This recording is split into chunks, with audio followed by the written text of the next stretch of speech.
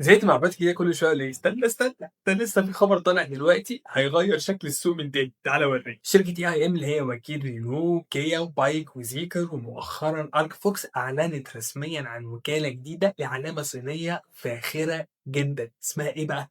اسمها ستيلاتو، مش إيطالي، صيني ما تقلقش، اسمها ستيلاتو، هي بتتقال كده. واكيد طبعا عمرك ما سمعت عنها قبل كده، فخليك معايا بقى كده عشان احكي لك حكايتها. ستيلاتو مش براند صيني كده وخلاص، ده تحالف بين باي وهواوي، فانت بتتكلم بين رفاهيه وخامات باي ودماغ وتكنولوجيا هواوي، يعني تجربه تانية من افاتار زي هواوي وشنجاي. اول ستيلاتو بقى انه عايز ده بقدم قهوه مثلا مش عربيه. المهم كان اسمها ستيلاتو اس 9، ودي تحديدا عملت دوشه كبيره جدا في الصين. عربيه سيدان كبيره جدا، فول سايز سيدان، شكلها فخم جدا، حاجه كده مايبخ. تكنولوجيا طبعا تقيله وتجهيزات مبهره، هواوي في الاخر.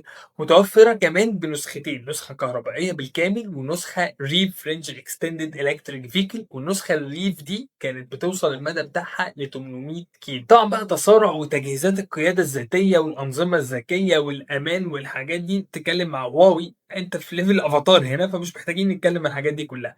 التصميم هو اللي رهيب جدا، تصميم طياره حرفيا، خطوط العربيه السلوات بتاعها رهيب في رايي، ان هي كمان شكلها افخم من افاتار.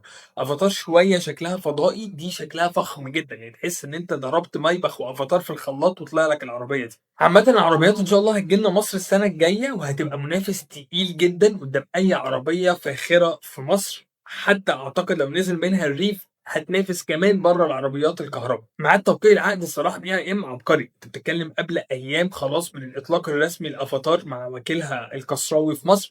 فواضح كده المنافسه ايه، ولعت في الفئه دي بتاعت العربيات الكهربائيه الفاخره. طبعا في الاخر خليني اقول لك، وانت اكيد يعني توقعت ده من كل اللي انت سمعته، العربيه مش تبقى رخيصه خالص. فعزيزي المشتري اللي زي حالاتي كنت بتقارن ما بين شيري اريزو ونيسان سنترا، خليك مكانك وابعت لي اساعدك في الاختيار، وسيب الخلق للخلق.